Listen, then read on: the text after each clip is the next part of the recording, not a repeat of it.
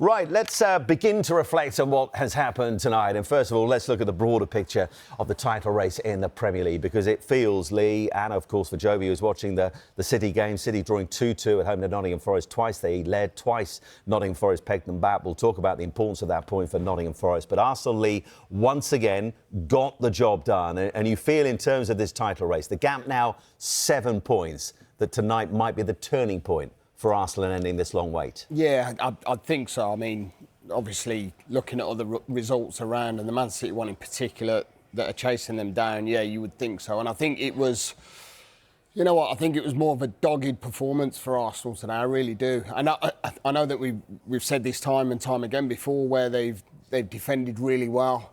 I mean, 2 shots on target, it's not good enough. My only concern is with Arsenal is that when they go 1 goal up, they're happy to sit back and try and soak up pressure, hit teams on the counter-attack, but they didn't really do that enough, and the quality wasn't quite there for me for Arsenal in that forward area. I mean, the Saka goal comes out of absolutely nothing size. So, you know, massive credit to the way they defended. Declan Rice was like a centre-half. It was like 3 centre-halves.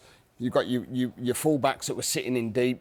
They literally were compact. Brighton probably dominated more of the football, and probably should, with a bit more quality, I've asked more questions of them, but they just didn't. And that was the unfortunate thing why they didn't get anything out of the game. You know the sitting back, Lee? You know the sitting back business? It's not a directive from Mikel. That will be subconsciously, Yeah. they think, they don't even believe they're doing it. And they just do it because they think we need to protect. We need to protect something, especially later on, the clock's ticking. I guarantee you, I certainly was one. I had a crook neck all the time. When you're in the title running, you're like that. You're like this. You're looking at the time, and it's not moving. It's not moving, and it doesn't go down. And you're just praying that you get to the final whistle, and you just automatically just sit down. You know it's not correct. Yeah. The manager will get you in Monday or tomorrow, and he will just say, "Listen, you can't do this. You need to do it." But it's really difficult.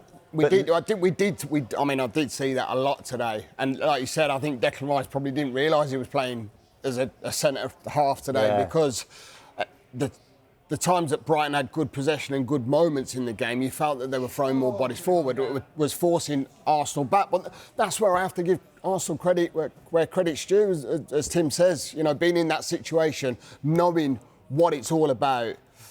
You need them players who are going to stand up and win headers and win second balls. And listen, all that matters, we can talk about being unconvincing as long as we like. The only thing that will matter to an Arsenal fan tonight is the top of that table. They'll see a 7-point lead. And crucially, because heading into tonight, the gap was 5 points. It was in both of their hands because, of course, they meet in a few weeks' time.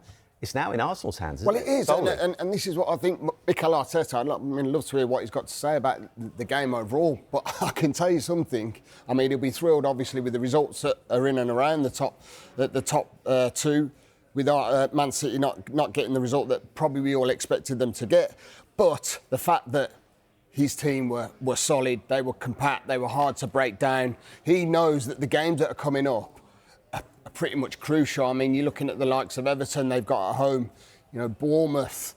You know, these are games where you think that, yes, you know what, this is where they can add more.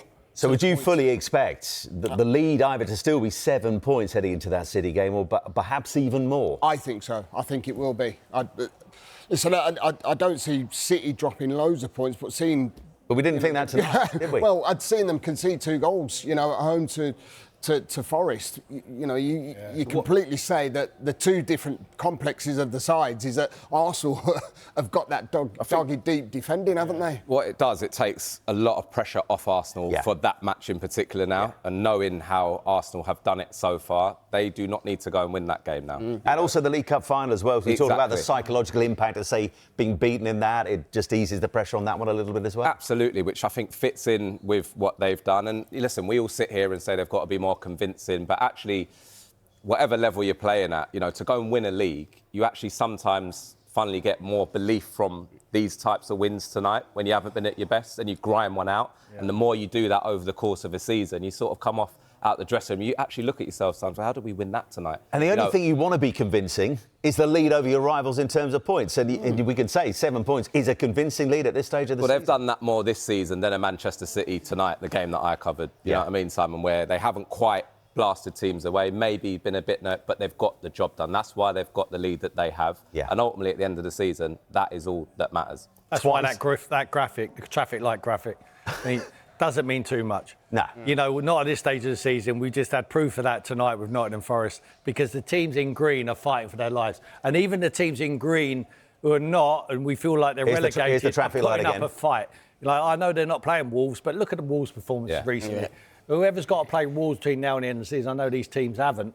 They've got a tough game now because they're putting themselves in the shop window to try and keep yourself in the Premier League next year at a different side. And for City, suddenly, those next two, West Ham away. They're going to win tonight, and then Chelsea, you know. Yeah, don't worry if they're yellow, green or red. It does not matter. Just concentrate on getting maximum points in the game and don't read into it. If the fans look at this and they might enjoy it, it's a great graphic, by the way. I mean, I'm not knocking it, but what I'm saying is don't read too much into it. Our producer did something. They've worked really, really hard on that. I know, look, it looks perfect. It's lovely, isn't it? Yeah. I don't think they wanted it to be called the traffic light graphic, but we'll take it. Listen, how did City blow that win? Because twice they led against Forest, and we'll talk about what this means for Forest, rightly so, in just a minute.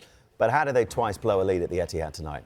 Well, it's funny, Si, because I think we've seen both teams probably tonight has summed up their season a little bit, you know, and I think City have shown what we know City can do, you know, quality, you know, Cherky for the first goal, brilliant. Oh, my word. He hasn't spoken for 5 minutes, so he wants to get involved. It sounded like a car starting. Yeah, I know.